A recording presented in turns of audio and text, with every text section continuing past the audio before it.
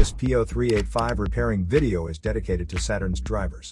If your Saturn is getting a P0385 error code, this video is going to show you one practical solution to fix the error code at home. Use the Zeus app to scan your vehicle and see the error code P0385. It means that the engine control module detected the engine crankshaft position sensor circuit is not within specifications.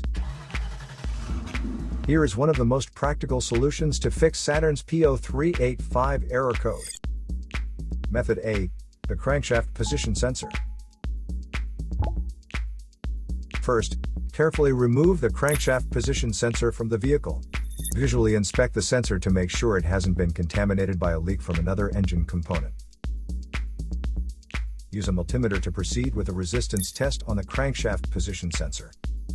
In order to get a correct reading, check your owner's manual to see the specific crankshaft position sensor resistance range for your vehicle. If you don't get a reading, this indicates that the crankshaft position sensor is faulty and needs to be replaced. Check to make sure the O-ring from the sensor hasn't fallen into its hole. Then replace it with a new crankshaft position sensor. So here is one of the most practical solutions to fix Saturn's P0385 error code.